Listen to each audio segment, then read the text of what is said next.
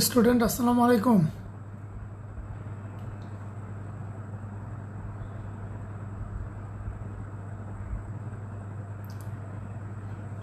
বোর্ডে কতগুলি সার্কিট আঁকা আছে, এই সার্কিটগুলির মানগুলি বোঝা যায় কিনা একটু বলবা। আর তোমরা কানেক্ট হতে লাগো দ্রুত।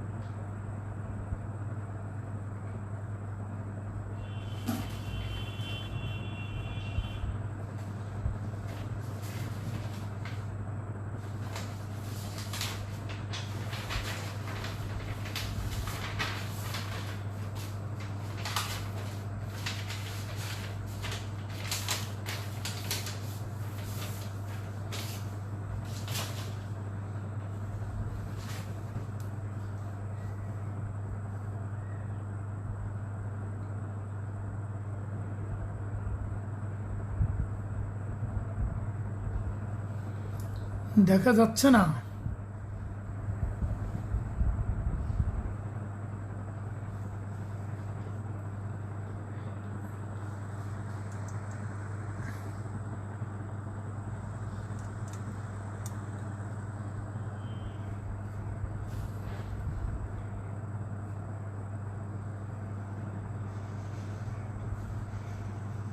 বোর্ড বোঝা যাচ্ছে না, কিন্তু আমি তো বোর্ড দেখতেছি।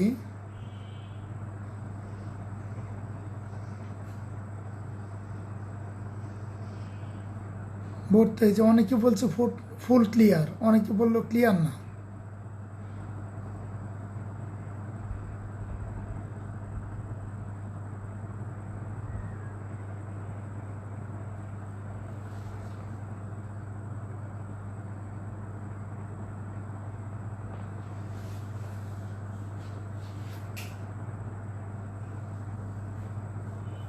এটা দিলে আবার লাইটের সমস্যা হয়।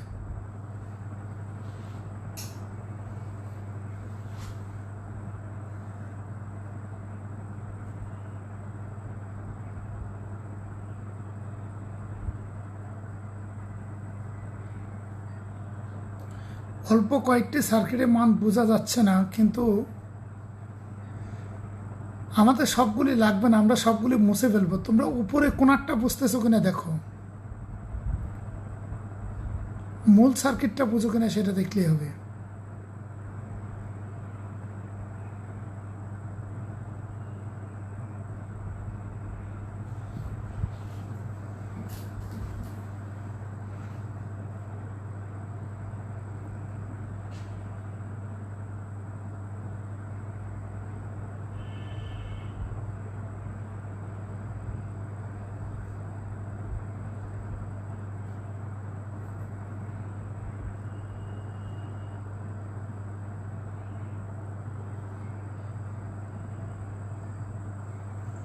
অল্প কয়েকটি সার্কিটের মান বোঝা যাচ্ছে না, কিন্তু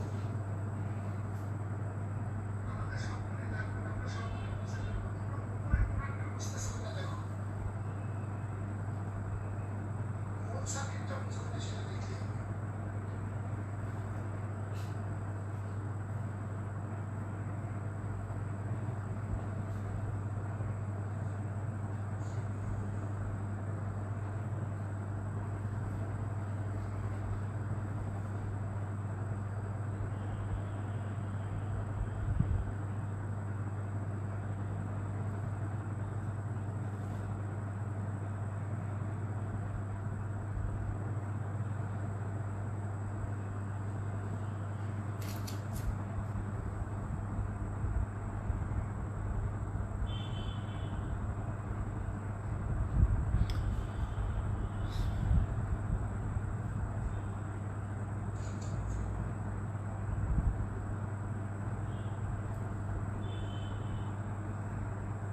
আচ্ছা ঠিক আছে, আপাতত আর পদ্ধতিটা বুঝো।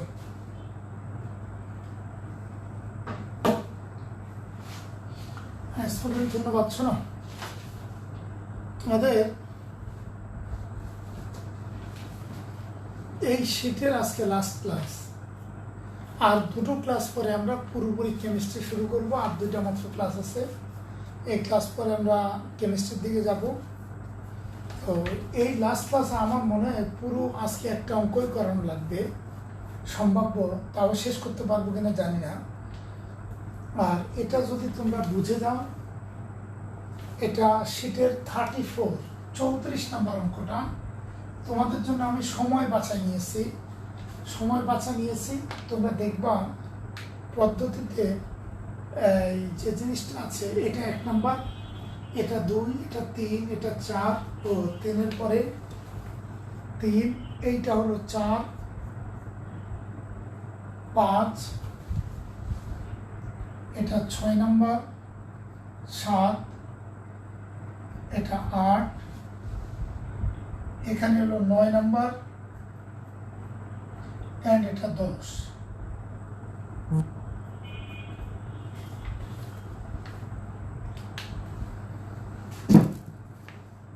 সরি,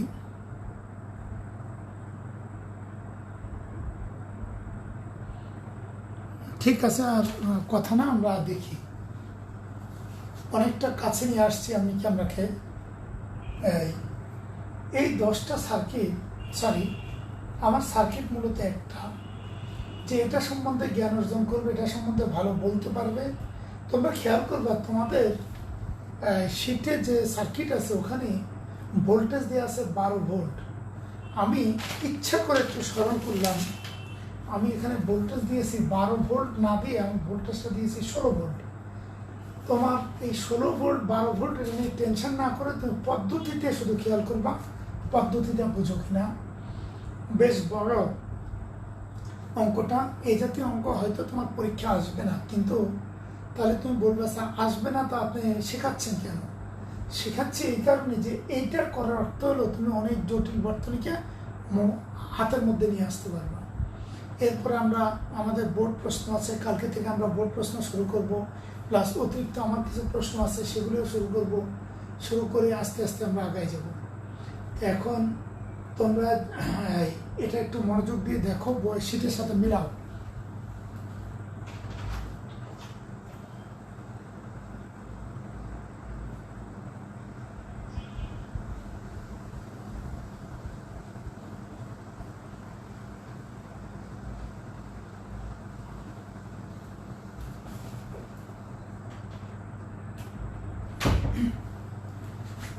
আচ্ছা, প্রথম যে কোশ্চেনটা, ফার্স্ট কোশ্চেন হলো R1, R2, R3, R4, R5 এবং R6 এর তুল্যরোধ নির্ণয় করো।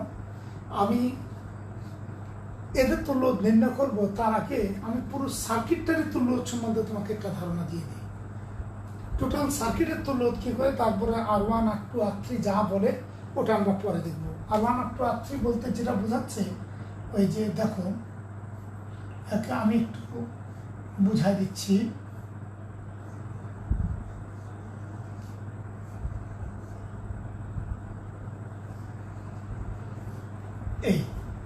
এটা R1, R2, R3, R4,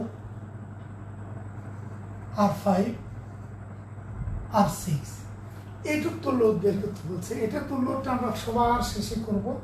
আমরা পুরো সার্কিটটাকে একটু ছোট করে নিয়ে আসি, টোটাল সার্কিটটাকে একটু ছোট করব। একটু দেখো, আমি এটার দিকে যদি তাকাই, সবার বাইরে লাস্টে খেয়াল করবা,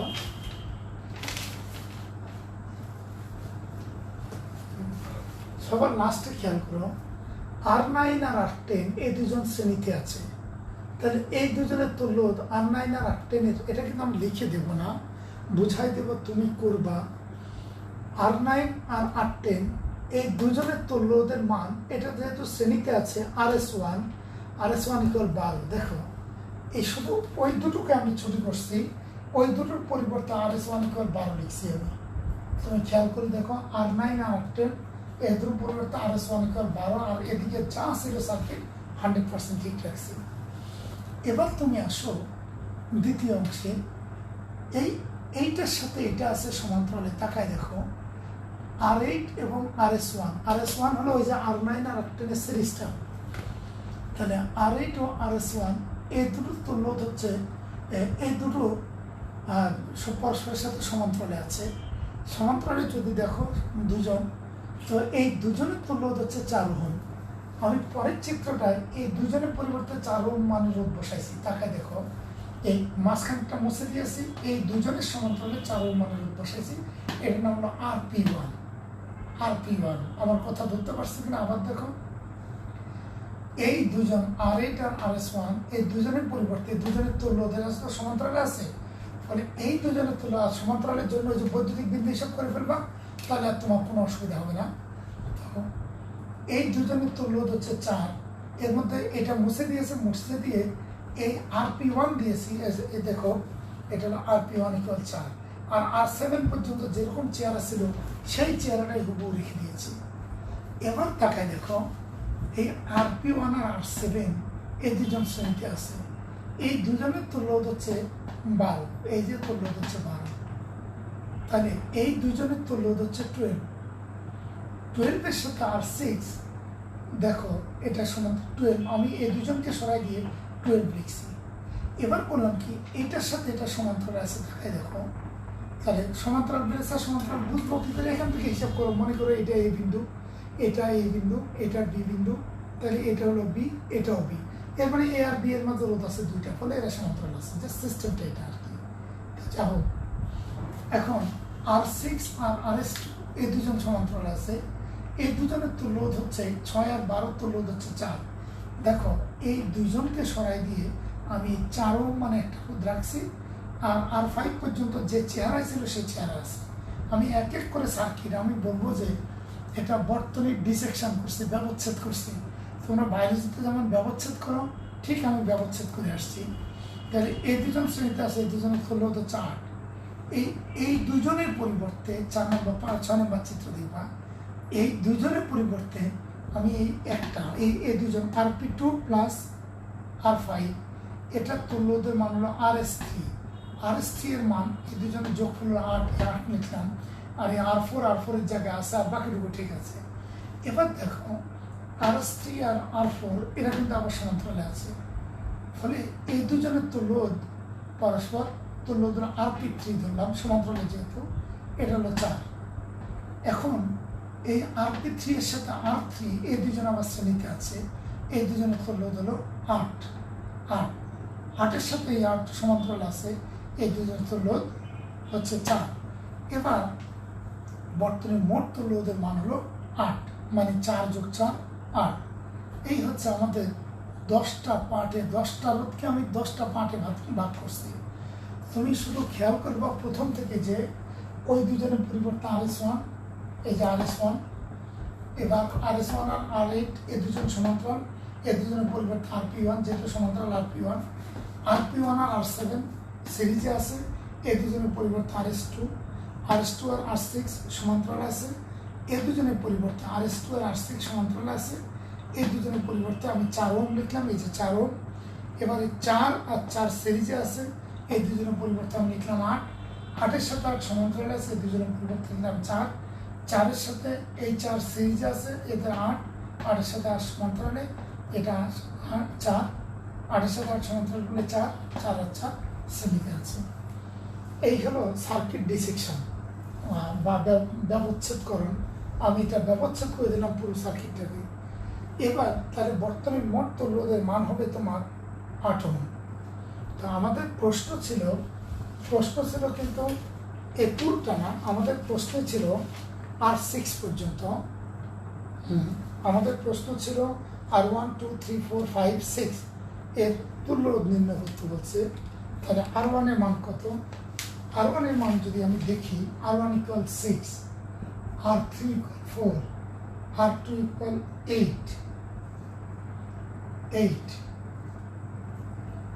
আর R4 ও 8, R5 8 না, R5 8 না, R5 হলো 4, আর R6 হলো 6।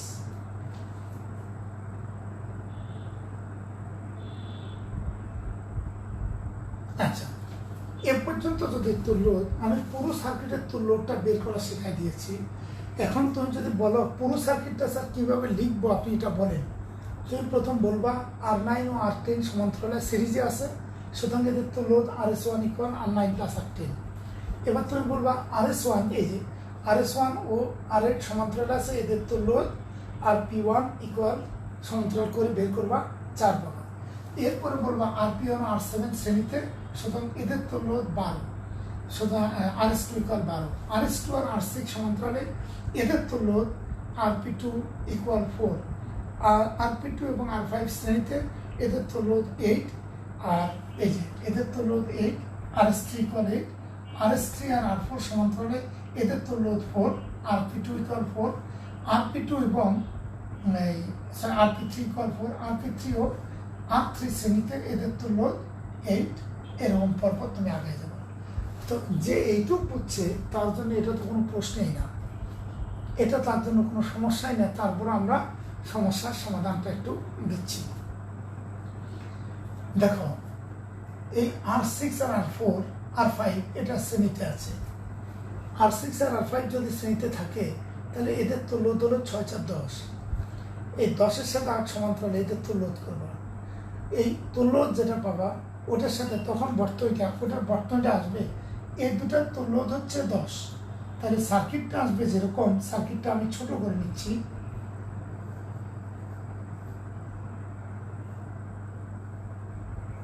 আচ্ছা, এই দুজনের তুল্যরোধ হলো 10, এই যে দুজনের তুল্যরোধ লিখে দিলাম 10। এটা RS1 ইকুয়াল ধরো 10, আর মাঝখানে একটা রোধ আছে, এটা R4 ইকুয়াল 8। এখন দেখো, এই 10 আর 8, এটার তুল্যরোধ হলো 8 10 80/18, 80/18 সমান 4.44। তাহলে আমি বলতে চাচ্ছি এইটুক পুরোটুকের পরিবর্তে RP1 ইকুয়াল 4.44 লিখলেই হয়ে যাবে। 4.44 এর সাথে R5 আছে শ্রেণীতে, R3 এটা R3 আছে শ্রেণীতে, এটা R5 ছিল, হ্যাঁ, এটার সাথে এটা আছে শ্রেণীতে। এবার এই দুটো তুল্যরোধ করবা, এটার সাথে এটা সমান্তরালে করে তুমি তুল্যরোধ বের করতে পারবা। আমার মনে হয় অসুবিধা নেই আর কি, একটা পার্ট সহজেই বোঝা যাবে। আচ্ছা, এখন আমি যদি গয়ের অঙ্কটা আমার শেষ, দক্ষতার অঙ্কের জন্য আমি যদি তাকাই, দক্ষতার ক্ষেত্রে আমার কি বলার আছে দেখো। দক্ষতার প্রশ্নে বলছে এই মধ্যাকার তড়িৎ প্রবাহ সম্পর্কে তোমার মতামত R6 R7 R8 R9 R10। দেখো, ওইটা না করে আমি করলাম কি, পুরো সার্কিটের তড়িৎ প্রবাহ সম্বন্ধে একটা মত দেব। তো আমার একটু শর্ট নোট যে রাখা লাগবে, আমি এটা মুছে ফেলবো। প্রথম শর্ট নোট, R9 ও R10 এর তুল্যরোধ RS1 ইকুয়াল 12, একবারে দিয়ে দিলাম। RS1 ও RS1 সমান্তরাল R8, তুল্যরোধ RP1 ইকুয়াল 4। এরপরে RP1 ও R7 সমান্তরাল শ্রেণীতে এদের তুল্যরোধ হলো RS2 ইকুয়াল 12। এখানেই আছে, আমাদের অসুবিধা নেই। দেখো, ওই দুজনের তুল্যরোধ 8, আর এই দুজনের তুল্যরোধ 4। এবার RP1 আর R7, ওই যে RP1 আর R7 এর তুল্যরোধ হচ্ছে 12। এবার দেখো, এই দুজন এদের তুল্যরোধ হলো 12, RS2 এর সাথে RS2 ও R6 এদের তুল্যরোধ হলো, এরা সমান্তরালে আছে, R6 এদের তুল্যরোধ হলো RP2 ইকুয়াল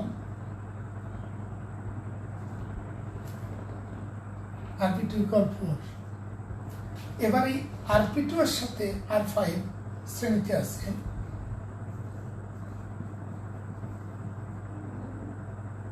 শ্রেণীতে তুল্যরোধ RS3, এই তুল্যরোধ RS3 কলি এখন RS3 প্যারালাল R4 এদের তুল্যরোধ RP3 ইকুয়াল 4। ওটা তুমি নিজের মতো করে বের করতে হবে, মানে এটা দীর্ঘায়িত অঙ্ক, অনেক দীর্ঘায়িত, মোটামুটি 1 ঘন্টা চলে যাবে তুমি বাসায় নিজে নিজে করতে গেলেও। আচ্ছা, RP3 ইকুয়াল 4। এইবার RP3 এর সাথে RP3 ও R3 শ্রেণীতে এদের তুল্যরোধ RS3 ইকুয়াল 8। এই যে এদের তুল্যরোধ RS3 ইকুয়াল 8 না RS4, RS3 তো আগে চলে আসছে, RS4 ইকুয়াল 8। এখন RS4 এর সাথে R2, RS4 সমান্তরাল R2 এদের তুল্যরোধ RP4 ইকুয়াল 4। এর হচ্ছে মূল। আমি যা যা পেয়েছি এটা লিখে দিলাম, তোমার সুবিধা হবে। এখন তোমার কাজ হচ্ছে আমি এটা মুছে দিলাম, মুছে দিয়ে আমার অঙ্কের দিকে আগাতে হবে। আচ্ছা,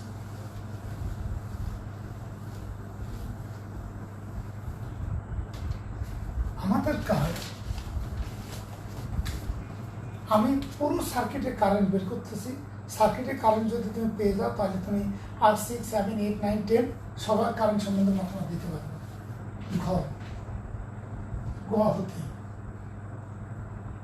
গ হতে পাই কি কি পেয়েছি দেখো।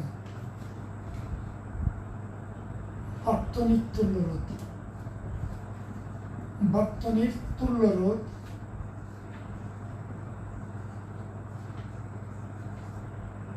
R ইকুয়াল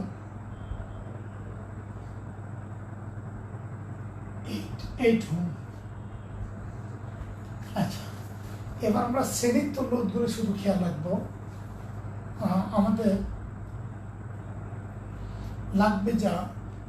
লাগবে তোমার এইটা বাদে R3 থেকে R10,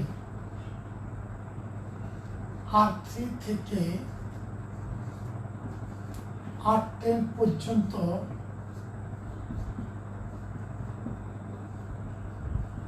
রোধের তুল্যরোধ।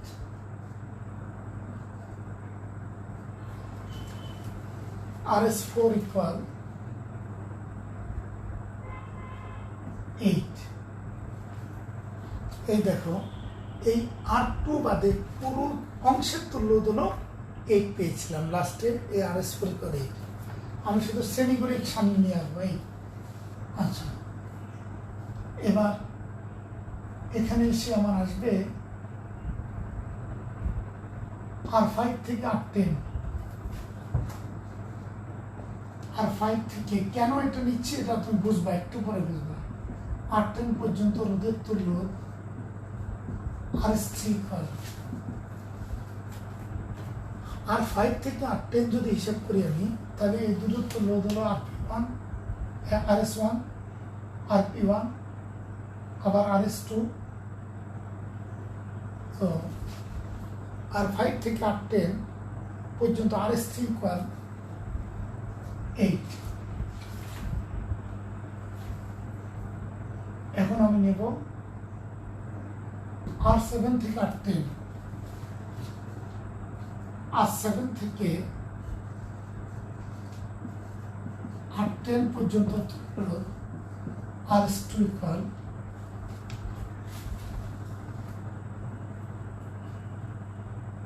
12। এটা মিল আছে, চমৎকার মিল আছে। দেখো R3, R5, R7, R3 থেকে 10, R5 থেকে 10, R7 থেকে 10। কেন? তার উত্তরটা একটু ঠান্ডা মাথায় সর্বোচ্চ কনসেন্ট্রেট করার চেষ্টা করো, বোর্ডে সর্বোচ্চ কনসেন্ট্রেট করার চেষ্টা করো। প্রথম কাজ হচ্ছে আমাকে কারেন্ট বের করতে হবে, তড়িৎ চালক শক্তি। তারপরে তুমি বলবা যে স্যার কেন এগুলি নিলেন, তড়িৎচালক শক্তি E ইকুয়াল 16 ভোল্ট, সার্কিটের তড়িৎচালক শক্তি। আর প্রবাহ I ইকুয়াল, আমি এটা 16, তোমার সেটা কিন্তু 12 আছে, আমি 16 ধরে কাজ করতেছি, আমি ইচ্ছা করে একটু সুবিধা করে নিলাম। E বাই R, 16 বাই আর এর মান তো 8 অ্যাম্পিয়ার সমান 2 অ্যাম্পিয়ার। সবাই এবার মনোযোগ, এই মূল সার্কিটের কারেন্ট হচ্ছে 2 অ্যাম্পিয়ার, 2 অ্যাম্পিয়ার। এক এক করে আমরা খেয়াল করি। এই কারেন্টটা R1 এর মধ্যে দিয়ে কারেন্ট I1, দেখো আমি একটা একটা করে কারেন্ট হিসাব করছি। R1 এর কারেন্ট I1 ইকুয়াল 2 অ্যাম্পিয়ার, যেহেতু শ্রেণীতে আছে R1।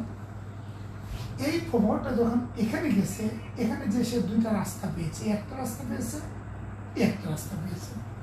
আমি ধরলাম এই 2 অ্যাম্পিয়ার কারেন্ট এখানে যে দুইটা ভাগ হয়েছে, একটা ভাগ কারেন্ট চলে গেছে R8 হয়ে এই যে কোষের ঋণাত্মক প্রান্তে ফিরে আসছে, আরেকটা ভাগ কারেন্ট সামনে চলে গেছে। এখন তোমার একটা প্রশ্ন আছে, স্যার এই R2 R8 এর ভিতর দিয়ে কত কারেন্ট আসছে আর বাকিটুকুর ভিতর দিয়ে কত কারেন্ট গেছে? মনোযোগ দেবা, এই 2 অ্যাম্পিয়ার কারেন্ট এখানে এসে দুটো রাস্তা পেয়েছে, একটা রাস্তা পেয়েছে সোজা এদিকে, আরেকটা রাস্তা পেয়েছে ওইদিকে। এখন সোজা এদিকে যেটা গেছে, এদিকে কত অ্যাম্পিয়ার গেছে, ওইদিকে কত অ্যাম্পিয়ার গেছে। তো মূল কারেন্ট যেহেতু 2 অ্যাম্পিয়ার, দেখো এইটার রোধের মান হচ্ছে 8, আর এই R2 বাদে R3 থেকে 10 পর্যন্ত টোটাল রোধের মান হচ্ছে 8। এই যে দেখো R3 থেকে R10 পর্যন্ত টোটাল তো রোধের মান, দরকারে তোমরা স্ক্রিনশট দিয়ে, আগের যে সার্কিটটা ছিল মুছে ফেলছি, স্ক্রিনশট দিয়ে হিসাব করলে বুঝবা। R3 থেকে R10 পর্যন্ত তো রোধের মান RS4 ইকুয়াল 8, মানে এই 3 থেকে 10 পর্যন্ত তো রোধের মান হলো 8। এর মানে রোধের মান যদি সমান সমান হয়, কারেন্টও সমান সমান হবে। তো বলে স্যার দরকার নাই, আমি জানতে চাচ্ছি তাই R1 এর কারেন্ট I1 ইকুয়াল পেয়ে গেছে 2 অ্যাম্পিয়ার। এবার তুমি R2 এর কারেন্ট, R2 এর প্রবাহ I2 ইকুয়াল সমান্তরালের তুল্য, টোটালটুকু সমান্তরাল, টোটালটুকুর প্যারালাল কত আসছে দেখো, টোটালটুকু প্যারালাল হচ্ছে RS4 সমান্তরালের তুল্য ডিভাইডেড বাই এই দুই অংশের মোট রোধ RS4 প্লাস R2 গুণ সার্কিটের কারেন্ট। তাহলে এটার মান হলো, এটা 8 বাই 8 প্লাস 8 গুণ 2 সমান 1 অ্যাম্পিয়ার, 1 অ্যাম্পিয়ার। সোজা বাংলা হলো যে I2 হলো 1 অ্যাম্পিয়ার কারেন্ট, I3 হচ্ছে তখন 1 অ্যাম্পিয়ার কারেন্ট। দেখো এই 1 অ্যাম্পিয়ার কারেন্ট যেটা উৎপন্ন হলো, এই কারেন্টটা এর মধ্যে দিয়ে ফিরে আসছে কোষের নেগেটিভ টার্মিনালে। তাহলে এটা হচ্ছে 1 অ্যাম্পিয়ার কারেন্ট ফিরে আসলো, ওদিকে গেছে 1 অ্যাম্পিয়ার কারেন্ট। এই 1 অ্যাম্পিয়ার কারেন্ট ওইদিকে যাওয়ার পরে এই কারেন্টটা তাহলে R3 এর ভিতর দিয়ে যে কারেন্টটা যায়, এটা নিশ্চয়ই I3 ইকুয়াল 1 অ্যাম্পিয়ার। সুতরাং R3 এর প্রবাহ I3 ইকুয়াল 1 অ্যাম্পিয়ার। একটু মনোযোগ দিয়ে দেখো যে অসুবিধা আছে কিনা। বর্তনীর প্রবাহ হলো 2 অ্যাম্পিয়ার, আমি পেয়ে গেছি। এই 2 অ্যাম্পিয়ার কারেন্ট R1 যেহেতু শ্রেণীতে আছে, R1 এর মধ্যে দিয়ে 2 অ্যাম্পিয়ার কারেন্ট যাবে। এখানে যে কারেন্টটা ভাগ হবে, একটা ভাগ যাবে R2 এর ভিতর দিয়ে, এটা কোষে ফিরে আসবে, আরেকটা ভাগ যাবে R3 এর ভিতর দিয়ে। তো R2 এর মধ্যে দিয়ে যেটা যাচ্ছে, R2 এর রোধের মান 8, আর বাকি সবটুকু রোধের মান হলো 8। ফলে R2 এর মধ্যে দিয়ে I2 কারেন্ট যাচ্ছে, এটা 1 অ্যাম্পিয়ার, আর এটা বের করে দিয়েছি আমরা। R2 এর কারেন্ট I2 ইকুয়াল 1 অ্যাম্পিয়ার, মানে সমান্তরালের তো লোড, এই যে R2 এর সমান্তরাল হচ্ছে ওটা পুরোটা ডিভাইডেড বাই মোট রোধ, ডিভাইডেড বাই মোট রোধ, মানে R2 প্লাস এই যে RS4 প্লাস R2 গুণ কারেন্ট, মোট রোধ গুণ বর্তনীর কারেন্ট, বর্তনীর কারেন্ট 2 অ্যাম্পিয়ার। তাইলে এখানে আমরা পেয়ে গেছি R2 এর মান, I2 এর মান। I2 এর মান যখন পেয়ে গেছি, মোট কারেন্ট ছিল 2 অ্যাম্পিয়ার, তো I2 হিসেবে যদি 1 অ্যাম্পিয়ার কোষে ফিরে আসে, বাকি 1 অ্যাম্পিয়ার আছে ওরা R3 এর ভিতর দিয়ে যাবে। এবার R3 এর কারেন্ট পেয়ে গেছে।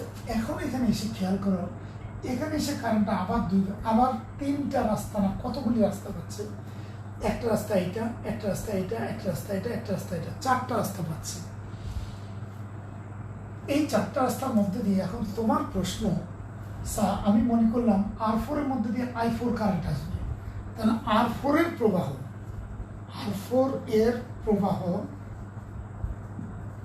I4 ইকুয়াল R4 এর প্রবাহ I4 যদি চাও I4 ইকুয়াল এই রাস্তায় কত কারেন্ট আসবে। এখানে তোমার কারেন্ট আছে কিন্তু 1 অ্যাম্পিয়ার। এই 1 অ্যাম্পিয়ার এখানে এসে এইটুক রোধ হচ্ছে R4, তাহলে R4 আর বাকি এইটা বাদ দিয়ে বাকি রোধ আছে দেখো R5 থেকে R10। R5 থেকে মানে R4 যদি বাদ দাও, R4 বাদ দিলে বাকি রোধ আছে R5 থেকে R10। এরা হচ্ছে এটার সাথে সমান্তরালী। R5 থেকে R10 পুরোটা হচ্ছে এটার সাথে সমান্তরালী। এর মানে তখন তুমি বলবা R4 এর প্রবাহ I4 ইকুয়াল সমান্তরাল, ওটুকের সমান্তরালের নাম ছিল RS3। RS3 divided by RS3 plus R4 গুণ এই কারেন্টগুলো আমি 1 অ্যাম্পিয়ার দিয়ে দিছি। এই কারেন্টটাকে আমি কিছু ধরিনি, এটা আচ্ছা I3 ধরলাম গুণ I3, মানে এই রাস্তাতে কারেন্ট I3, এই জন্য I3 ধরে নিয়েছি। এখন তুমি খেয়াল করো RS3 এর মান কত? RS3 এর মান আমরা পেয়েছি এই যে 8 ডিভাইডেড বাই RS3 এর মান 8 যোগ R4 এর মান কত? R4 এর মান 8 গুণ কারেন্ট হলো 1 অ্যাম্পিয়ার, 1 সমান কারেন্ট চলে আসছে তোমার I3 এর মান হলো 0.5 অ্যাম্পিয়ার।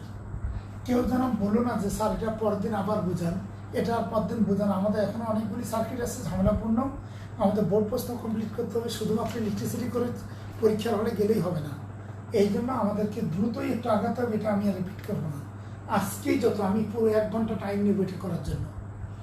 এই জন্য আমি আজকে এই সময়টা রেখেছি, 1 ঘন্টা টাইম নেব। তো যা হোক, R4 এর প্রবাহ I4 ইকুয়াল এই RS3 ডিভাইডেড বাই মোট রোধ গুণ কারেন্ট। তুমি যদি বলো স্যার RS3 কীভাবে হলো, দেখো R4 বাদ দিলে এই R9 R10 এটা হলো RS1, RS1 এর সাথে R8 সমান্তরাল, এটা হলো RP1, RP1 এর সাথে R7 সমান্তরাল সিরিজ, তাহলে এটা হলো RS2, RS2 এর সাথে R6 এটা হলো RP2, RP2 এর সাথে R5 এটা হলো RS3। এই যে RS3 হলো 0.5। এখন আমি বলতে চাচ্ছি এই I4 হিসাবে 0.5 অ্যাম্পিয়ার কারেন্ট অলরেডি চলে আসছে। 0.5 অ্যাম্পিয়ার এর মধ্যে দিয়ে এসে এদিকে ফিরে কোষে চলে আসছে, তাহলে 0.5 অ্যাম্পিয়ার কোষে চলে আসছে। তোমার হাতে কারেন্ট ছিল এখানে 1 অ্যাম্পিয়ার, 0.5 অ্যাম্পিয়ার অলরেডি কোষে চলে আসছে। আর হাতে কারেন্ট আছে কত? 0.5 অ্যাম্পিয়ার। এই 0.5 অ্যাম্পিয়ারের জন্য রাস্তা আছে কয়েকটা, এই একটা রাস্তা, 2টা রাস্তা, 3টা রাস্তা। 0.5 অ্যাম্পিয়ারের রাস্তা 3টা। এখন আমরা দেখি তোমার হাতে কিন্তু এখানে আর 0.5 অ্যাম্পিয়ার আছে এই 3 রাস্তার জন্য, আর এর মধ্যে দিয়ে কিন্তু 0.5 অ্যাম্পিয়ার অলরেডি কোষে ফিরে আসছে। তো 0.5 অ্যাম্পিয়ার যে 3 রাস্তার জন্য আছে, আমি ধরে নিই এই রাস্তার প্রবাহ হচ্ছে I6, এই রাস্তার প্রবাহ যেটা R6, এই রাস্তার প্রবাহ I6। I6 এর মধ্যে দিয়ে কারেন্ট কত যাবে দেখো, I6 এর সাথে সমান্তরালে আছে এই যে R7 থেকে R10 পর্যন্ত সব, R7 থেকে R10 এরা সমান্তরালে আছে। এর মানে RS2 সোজা বাংলা ওই যে শ্রেণীতে তো লোডগুলি হিসাব করে নিয়েছি, এই জন্য R3 থেকে R10, R5 থেকে R10, R7 থেকে R10, তাহলে এটার সাথে সমান্তরাল আছে এরা সবাই, তো এদের নাম দিয়েছি আমরা RS2। তাহলে RS2 যেহেতু সমান্তরালে আছে, আমি I6 R6 রোধের প্রবাহ I6 ইকুয়াল, দেখো সমান্তরালের নাম হলো RS2, এই যে ওটা ছিল RS4 by RS4 plus R2, এটা ছিল RS3 by RS3 plus R4, এটা হলো RS2 divided by RS2 plus আমরা R6 এর প্রভাব চাচ্ছি R6 গুণ বর্তনী গুণ কারেন্ট। এখন এই অংশে কারেন্ট আছে মাত্র 0.5 অ্যাম্পিয়ার গুণ 0.5, এটা কত আসছে? RS2 এর মান 12 ডিভাইডেড বাই 18 একবার দিয়ে দিলাম গুণ 0.5।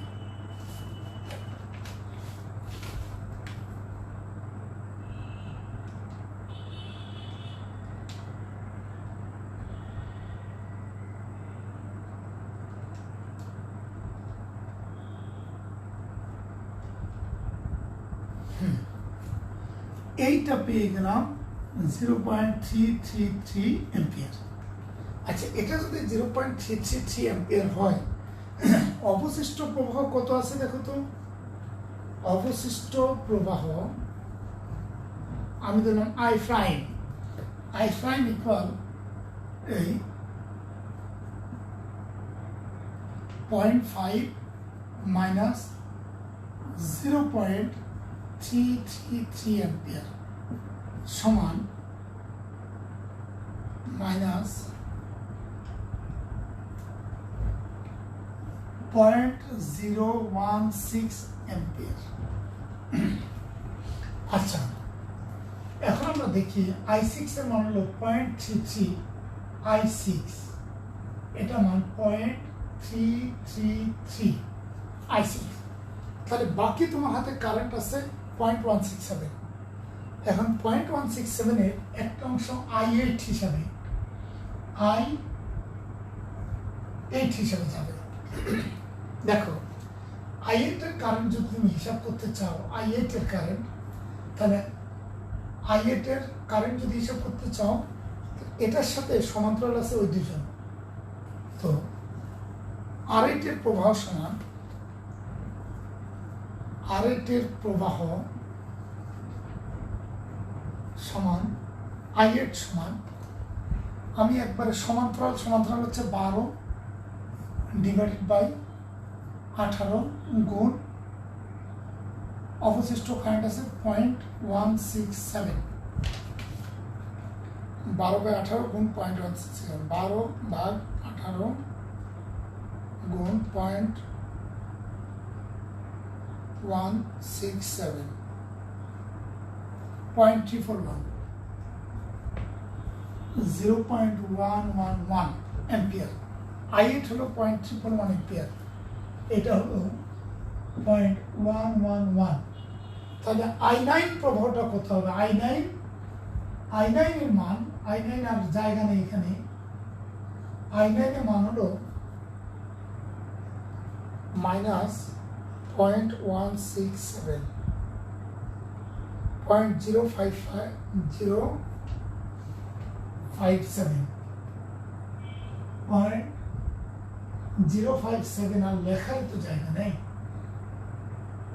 এটা ধরলাম R9 ছিল 10, এটা R10, I9 ইকুয়াল 0.057। আচ্ছা, আমার মনে হয় মনোযোগ দিতে হবে, এখনো বুঝতে পারছি না, এখনো জটিল আছে, একটু এক এক করে আসি। সার্কিটের কারেন্ট হচ্ছে 2 অ্যাম্পিয়ার। 2 অ্যাম্পিয়ার এই বিন্দুতে এসে রাস্তা পেয়েছে, এই একটা রাস্তা পেয়েছে আর ওইদিকে একটা রাস্তা পেয়েছে। এই রাস্তায় কত অ্যাম্পিয়ার কারেন্ট আসবে? তাহলে এই রাস্তায় I2 কারেন্ট আসলো, I2 R2 এর মধ্যে দিয়ে চলে কোষে ফিরে আসবে। তাহলে যেহেতু কোষে ফিরে আসবে, এটার সমান্তরাল হচ্ছে একবার R5 থেকে R3 থেকে R10 পর্যন্ত সবাই এর সমান্তরালে আছে। এখন তুমি বৈদ্যুতিক বিন্দু বসাই দিয়ে তুমি বুঝবে যে আসলে সবাই সমান্তরাল কিনা। এখন যাও, যেহেতু সবাই সমান্তরাল আছে, R10 এর I2 ইকুয়াল এটার সমান্তরাল হলো RS4, এটা সমান্তরাল হচ্ছে RS4 ডিভাইডেড বাই RS4 যোগ R2 গুণ 2 অ্যাম্পিয়ার দিয়ে আমরা পেয়েছি 1 অ্যাম্পিয়ার। এই রাস্তায় 1 অ্যাম্পিয়ার চলে আসছে, আর বাকি সবটুকুর জন্য রয়েছে 1 অ্যাম্পিয়ার। এই 1 অ্যাম্পিয়ার কারেন্ট R3 এর মধ্যে দিয়ে I3 হিসাবে, এই 1 ampere current 1 ampere current I3 হিসাবে প্রবাহিত হলো R3 এর ভিতর দিয়ে। 1 অ্যাম্পিয়ার কারেন্ট যদি এটার ভিতর দিয়ে চলে যায়, I3 হিসাবে 1 অ্যাম্পিয়ার কারেন্ট, এই 1 অ্যাম্পিয়ার কারেন্ট এখানে এসে প্রবাহটা আবার রাস্তা পাচ্ছে। দেখো 1 2 3 4 4টা রাস্তা পাচ্ছে। আমি আগে হিসাব করবো এ রাস্তায় কতটুকু আসছে, কারণ এটা সরাসরি এসে কোষে বেরিয়ে আসছে। তাহলে এ রাস্তায় কারেন্ট আসছে I4 ইকুয়াল এই রোধের সমান্তরাল, এই রোধের সমান্তরাল R5 থেকে R10, সমান্তরালের তুল্য ডিভাইডেড বাই মোট রোধ গুণ কারেন্ট, ওখানে বের করে আসছে দেখবা। ওখান থেকে আমরা কারেন্টটা পেলাম, এই রাস্তা আসছে 0.5 অ্যাম্পিয়ার। তাহলে 0.5 যদি এই রাস্তায় চলে আসে, আর তোমার হাতে আছে 0.5, এই 0.5 অ্যাম্পিয়ার এই পুরোটুকুর মধ্যে দিয়ে ভাগ হবে। এখন এ রাস্তা কমপ্লিট। 0.5 এর একটা অংশ এর মধ্যে দিয়ে যাবে, একটা অংশ এর মধ্যে দিয়ে যাবে, একটা অংশের মধ্যে দিয়ে। আমি মনে করি এই অংশের মধ্যে দিয়ে কতটুকু প্রবাহ যাবে আমরা একটু খেয়াল করি। এই অংশের মধ্যে দিয়ে প্রবাহ, এটা R6 এর মধ্যে দিয়ে প্রবাহ ধরি I6 ইকুয়াল, এই যে I6 ইকুয়াল এই R6 এর সমান্তরাল হচ্ছে ওইটুক পুরোটা, ওইটুক মানে R7 থেকে R10 পর্যন্ত তুল্য, R7 থেকে R10 পর্যন্ত তুল্য R2 ইকুয়াল 12। এই যে R7 থেকে R10 পর্যন্ত তুল্য R2 ইকুয়াল 12 পর্যন্ত আমরা বের করলাম।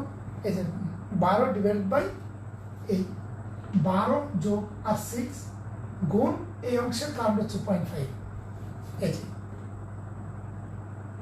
12 ডিভাইড বাই 18 গুণ 0.5, I6 এর মান পেলাম 0.333, অর্থাৎ I6 হিসেবে 0.333 অ্যাম্পিয়ার কারেন্ট চলে আসছে।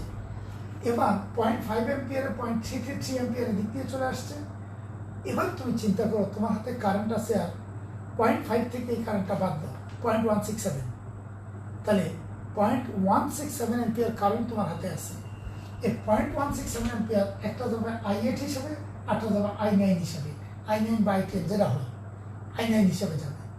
তাহলে I9 হিসাবে যদি তোমার বক্তব্য হলো I8 হিসাবে কতটুকু কারেন্ট যাবে, তাহলে I8 এর সমান্তরাল হচ্ছে এই দুজন, I8 এর সমান্তরাল এই দুজন, এই সমান্তরালের তুল্য ডিভাইড বাই দুই অংশের মোট রোধ গুণ সার্কিটের কারেন্ট, এটা হলো I9 এর মান পেয়ে গেছে 0.111। এবার 0.167 ছিল এইটুকুর জন্য বরাদ্দ, মানে সোজা কথা এইটুকুর জন্য R7 থেকে R10 পর্যন্ত বরাদ্দ ছিল 0.167। 0.167 এর একটা অংশ 0.111 I8 হিসেবে চলে আসছে।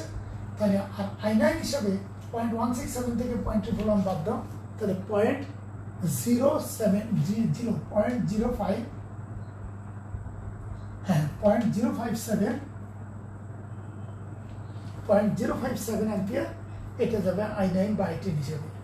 এবার প্রশ্ন হলো, তুমি বলে স্যার R7 এর কারেন্ট বের করেনি, R5 এর কারেন্ট বের করেনি।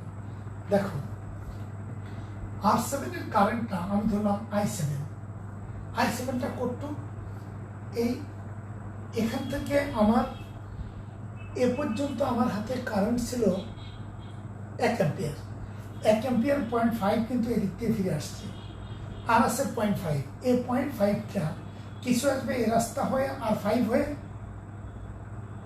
0.5 এর একটা অংশ কিছু এই রাস্তা হয়ে R5 এর ভিতর দিয়ে আসবে। তাহলে আমরা দেখি এই 1 অ্যাম্পিয়ারের 0.5 কিন্তু এর মধ্যে দিয়ে কষে ফিরে আসছে, আর আছে 0.5। এই 0.5 একটা এদিক দিয়ে যে এর ভিতর দিয়ে ফিরে আসবে, আরেকটা এদিক দিয়ে যে এর ভিতর দিয়ে ফিরে আসবে, আরেকটা ওই দিক দিয়ে যে এর ভিতর দিয়ে ফিরে আসবে।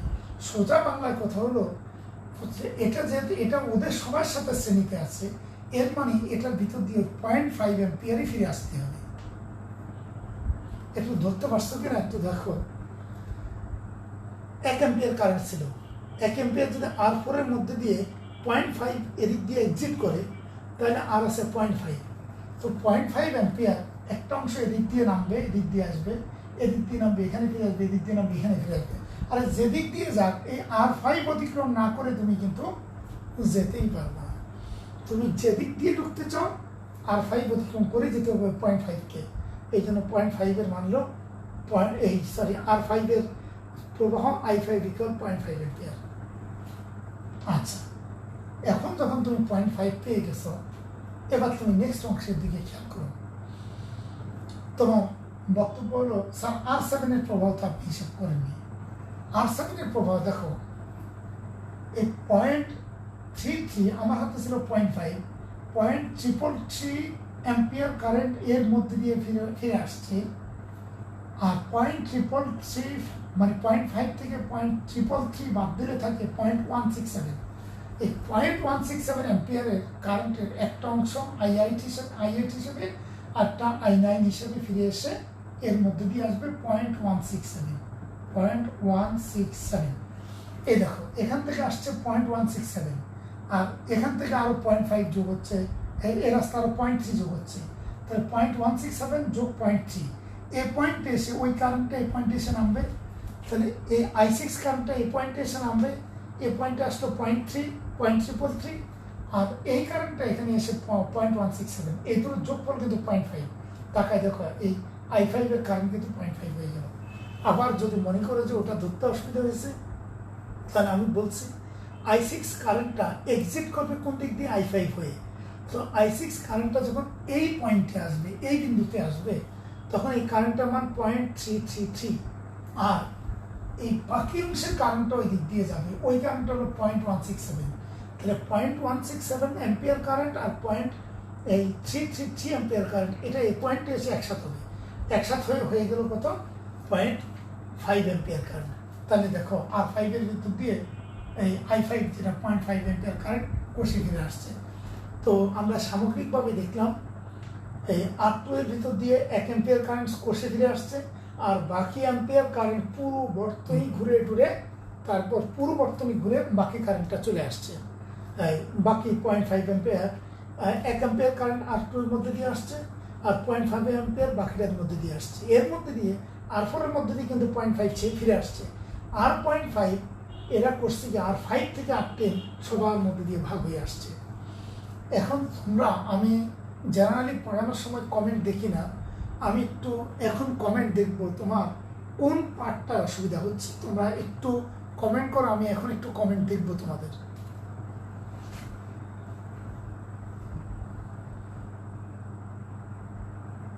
অঙ্কের ক্যালকুলেশনে কোনো ভুল নেই, তোমরা একটু কোন পার্টটা অসুবিধা হচ্ছে সেটা একটু বলো।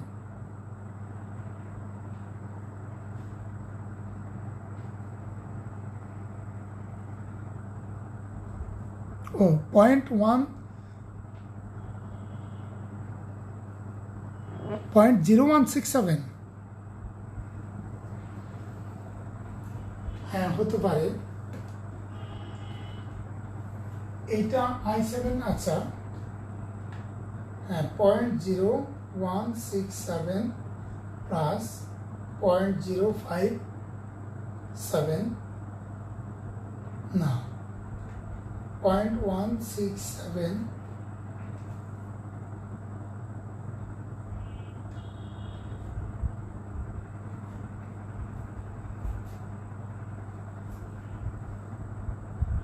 এই জায়গায় কারেন্ট ছিল আমাদের, এটা ছিল 1 অ্যাম্পিয়ার, এটা 0.5 হিসেবে ফিরে আসছে। আর 0.5 থেকে 0.333 বাদ দিলে 0.5 মাইনাস 0.333, 0.167, আচ্ছা টোটাল থাকলো 0.167। i7 0.167 আছে, ঠিকই আছে, i7 0.167, আমাদের অঙ্ক ঠিক আছে, অঙ্কে ভুল নেই। তোমরা শুধু বলো যে কোন পার্টটা অসুবিধা হয়েছে, কোন কারেন্টের পার্টটা অসুবিধা হয়েছে। i' ওইটা 167 হবে,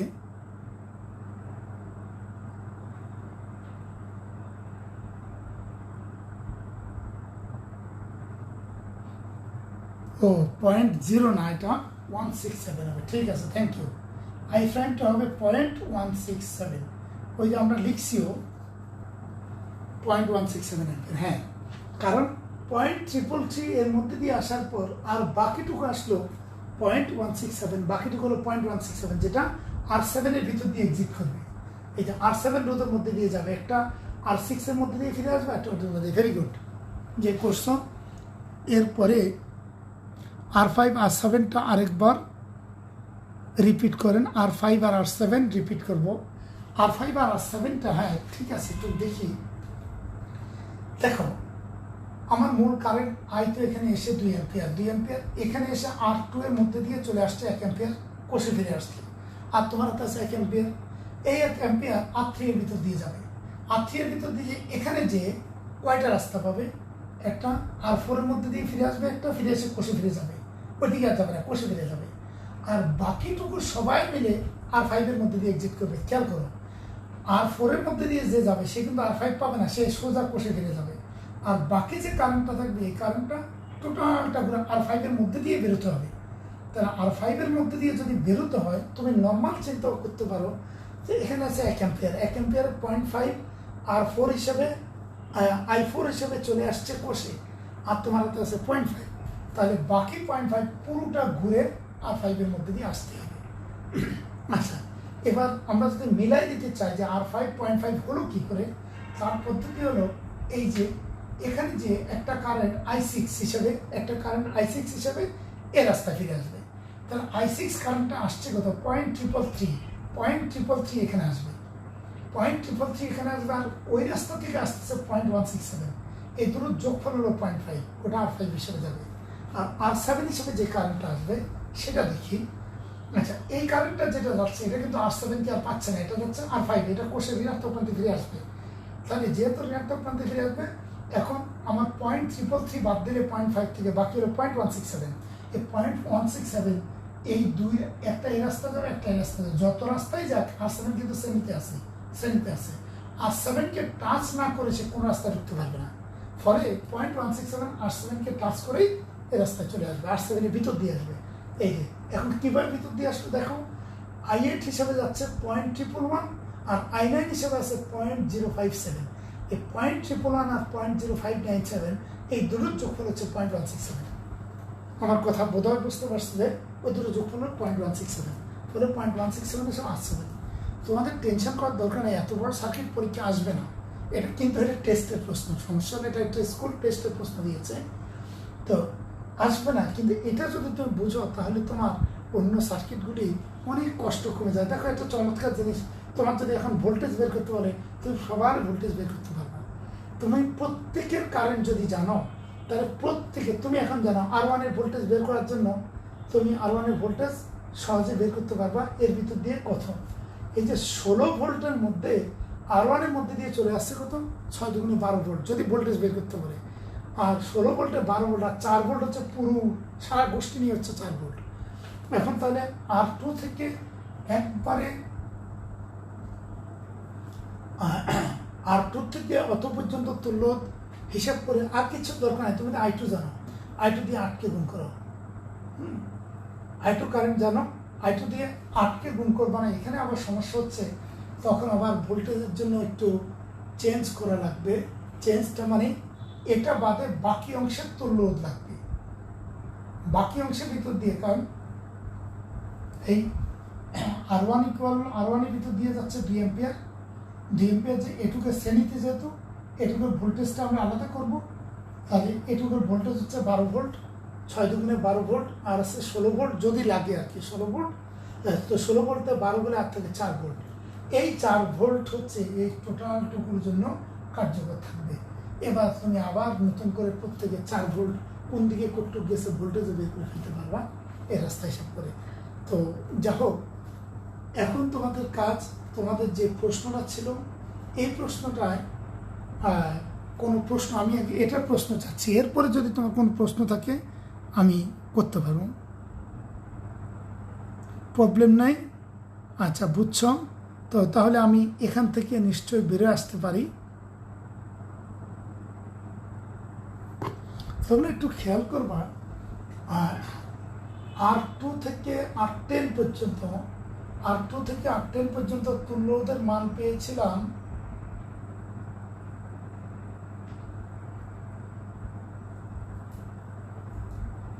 R1 কি এটা 6 ছিল,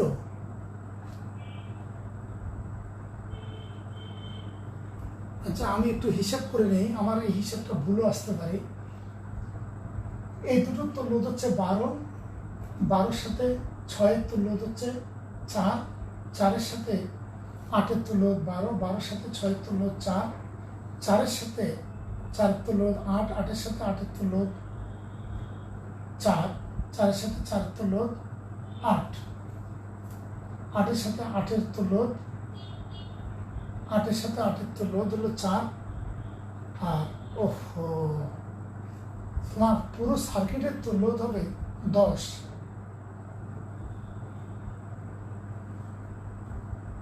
কারেন্ট কিন্তু চেঞ্জ হয়ে যাবে। আমি আচ্ছা পদ্ধতির কোনো সমস্যা নেই, এই রোডটাই গ্যাঞ্জাম লাগাই দিয়েছে। 4, আমি একটা কাজ করতে পারি,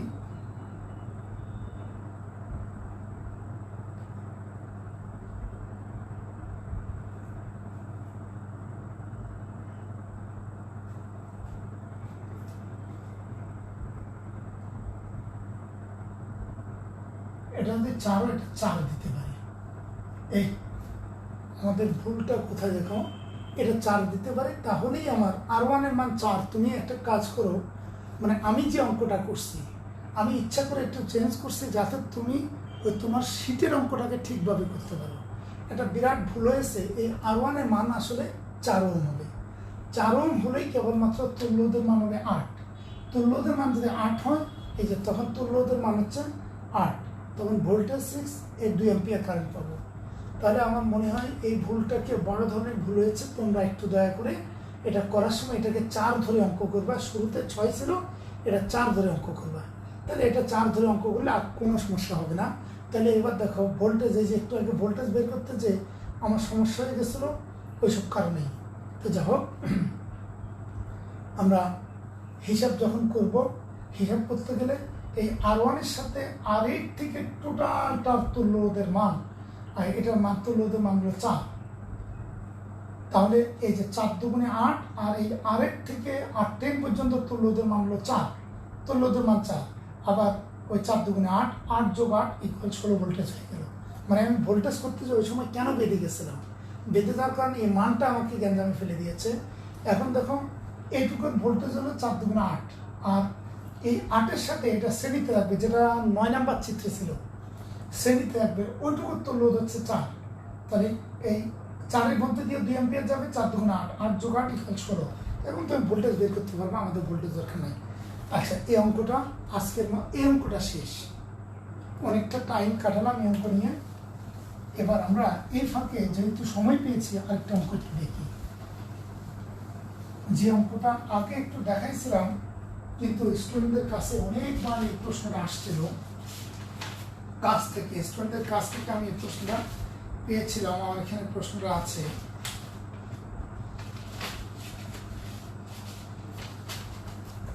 আচ্ছা দেখো,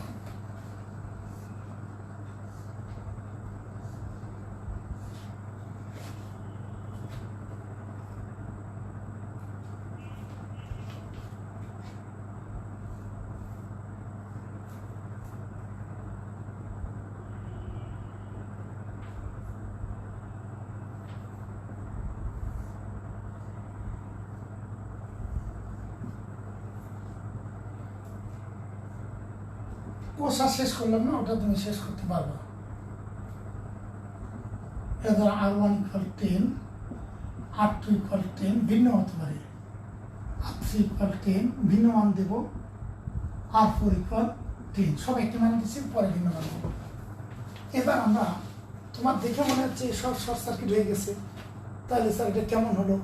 না, দেখো বৈদ্যুতিক বিন্দু হিসেব করো।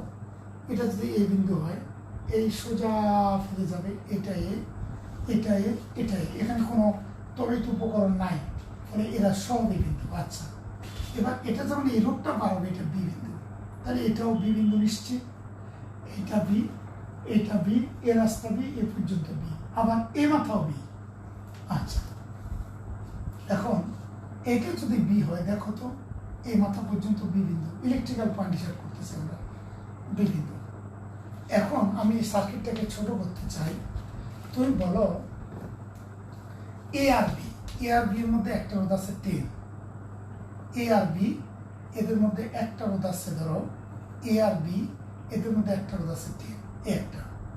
আচ্ছা, এবার এখান থেকে আসো, এ আর বি এই দুজনের মধ্যে, এ আর বি এই দুজনের মধ্যে একটা রোধ আছে আবার 10। তাহলে আমরা বলছিলাম যে দুইটা রোধের দুই প্রান্ত বিন্দু যদি দুইটি সাধারণ বিন্দু হয়, তাহলে দুজনে তো এ আর বি এর মাঝে, তাহলে এ আর বি এর মাঝে যদি হয়, এ আর একটা রোধ হলো 10। আচ্ছা, আমরা দুটো পেয়ে গেছি এ আর বি এর মাঝে। এবার তুমি একটু খেয়াল করি, আমরা এ আর বি এর মাঝে, এ আর বি এর মাঝে একটা রোধ 10, এ আর বি এর মাঝে আরেকটা রোধ 10, না এ আর বি এর মাঝে আরেকটা রোধ 10, 3 নাম্বার রোধ 10। আর এটা হলো সি, বি আর সি এর মধ্যে একটা রোধ হলো R4 ইকুয়াল 10। একই মান হতে হবে এমন কোনো কথা নেই।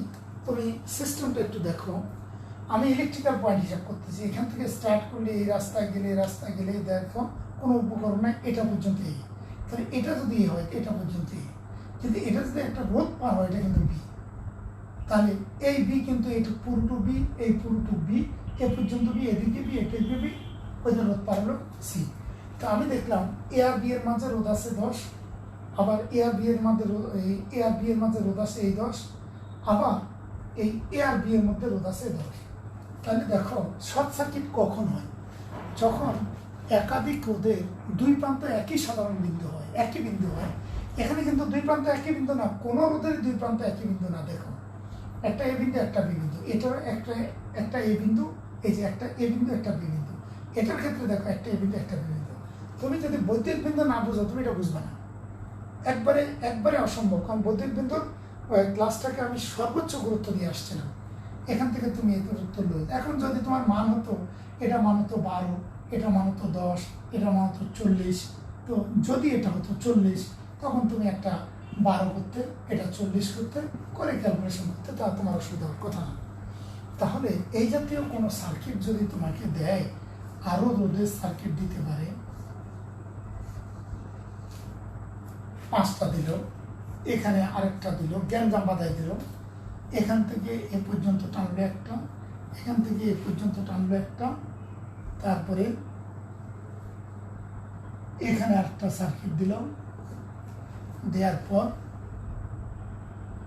এখান থেকে এ পর্যন্ত টানলো একটা। এখন দিয়ে তোমাকে হিসাব করতে বলছে, তুমি করবা কি? এটা এ দেবা, এটা বি দেবা, এটা বি, এটা বি, এই বি, এই বি, এ প্রান্ত বি, এ প্রান্ত, এই প্রান্ত বি, এটা রোধ পার হয়েছে, এটার নাম সি। আচ্ছা, সি পরে এই এটা পর্যন্ত বি। এবার এটা যখন রোধ পার হয়েছে, এটা ধরলাম সি, এটা সি, সোজা সি, এই সি, এই সি, এখানেও সি, এটাও সি। তাহলে এটা আসলো নতুন একটা রোধ, এটা ডি বিন্দু, এটা ডি, ডি, এটা ডি বিন্দু। এখন একটু খেয়াল করে দেখি যে এটা ডি বিন্দু, এরপরে এই দুটো কিন্তু শর্ট সার্কিটে ঢুকে গেছে। এই দুটোতে দুই প্রান্ত বিন্দু একই সাধারণ বিন্দু, এটা কিন্তু শর্ট সার্কিটে ঢুকে গেছে। দুই প্রান্ত বিন্দু একই সাধারণ বিন্দু, এই জন্য কারেন্টটা এর মধ্যে দিয়ে এসে ওই দিক দিয়ে এক্সিট হয়ে বেরিয়ে চলে যাবে, ওই দিক দিয়ে চলে যাবে। এখন তুমি দেখো এ আর বি এর মধ্যে রোধ আছে, এটাকে যদি ছোট করো, এ আর বি এর মধ্যে রোধ আছে একটা, এটা ধরে R1, R2, R3, R4, R5, R6 and R7। এই এবার আমরা করি R1 হচ্ছে এটা R1, এটা যদি R1 হয়, এবার দেখি বি আর সি এর মধ্যে রোধ আছে R2, বি আর সি এর মধ্যে রোধ আছে R2, আবার বি আর সি এর মধ্যে রোধ আছে R2। বাবা, 3টা রোধ আছে, 3টাই বি আর সি এর মধ্যে, R2, R3, R4, 3টাই বি আর সি এর মধ্যে। আর R5 আলাদা, ওইটুকু শর্ট সার্কিটে আছে। যেহেতু দেখো এই দুটো রোধের দুই প্রান্তে একটি সাধারণ বিন্দু, শুধু ডি, এর মধ্যে আর কোনো কিছু নেই। যেহেতু দুইটার মধ্যে দুই প্রান্ত, তো কারেন্টটা এই রাস্তায় এসে সোজা রাস্তা দিয়ে বেরিয়ে চলে যাবে, ফলে ওটার ভিতরে ওটা সামনে চলে যাবে এবং চলে যায় কোন দিক দিয়ে? আমি বর্তনী কমপ্লিট করতে পারতাম, বর্তনী কমপ্লিট হয়ে যেত। আচ্ছা, এই প্রশ্নটাও অনেকেই করে, এটা ইন্টারও গুরুত্বপূর্ণ, এটা বুয়েট পরীক্ষায়, ভর্তি পরীক্ষায় এই প্রশ্নটা আসছিল শুনছিলাম, বুয়েটের ভর্তি পরীক্ষাও। তো যাই হোক, এখান থেকে আমরা বোর্ড প্রশ্ন শুরু করবো নেক্সট ক্লাসে। বোর্ড প্রশ্ন শুরু করব, বোর্ড প্রশ্ন না শুধু আরও কয়েকটা প্রশ্ন আছে গুরুত্বপূর্ণ, এগুলি করে আর 2টা ক্লাস দেবো আমি। এটা এর মধ্যে দিয়ে তোমাদের বলছি কেমিস্ট্রি জৈব যৌগ, যেটা অর্গানিক কম্পাউন্ড শুরু হয়েছে, অর্গানিক কম্পাউন্ডটা তোমরা ওই আমি প্রায় একটা কথা বলি, এইটা এমনভাবে মুখস্থ করতে হবে যে তুমি চিন্তাহীন উত্তর দিতে হবে। 1 কার্বনে methane, 10 কার্বনে ডেকেন, 12 কার্বনে ডোডেকেন, 15 কার্বনে পেন্টাডেকেন, 7 কার্বনে heptane, 6 কার্বনে hexane, 5 কার্বনে pentane. Pentane সংকেত কি? C10H12। তারপরে হেপটেন সংকেত কি? C7 বলার সাথে সাথে H 7 দুগুণে 14 আর 2, মানে দ্রুত মাথার মধ্যে কাজ করবে। C4 বলার সাথে সাথে H10, C5 বলার সাথে সাথে H12, C12 বলার সাথে সাথে H26, মানে আমি যখন 10 কার্বন বলবো C10H22, C11 মানে আনডেকেন, আন বলার সাথে সাথে 11 কার্বন, এটা মাথার মধ্যে যত প্রতিদিন আমি পড়তে বলছি সর্বোচ্চ বার তুমি এটা মাথায় রাখো, নাইলে কিন্তু আমার আর কিছু বলা থাকবে না, পস্তাতে হবে তোমাদের। আচ্ছা, তোমাদের সাথে আমি 20-এ কথা বলতে চেয়েছি, 9 এবং 10 দুই ক্লাসের সাথে। 12:20 আমি লাইভে আসবো 5 মিনিট পরে। 5 মিনিট পরে একটু জরুরি কথা আছে, তোমরা যাবা না কিন্তু, ওটা একটু কথাগুলি শোনো, শোনার পরে তারপরে আমরা ইয়ে করি। তো আজকে এ পর্যন্তই, ধন্যবাদ।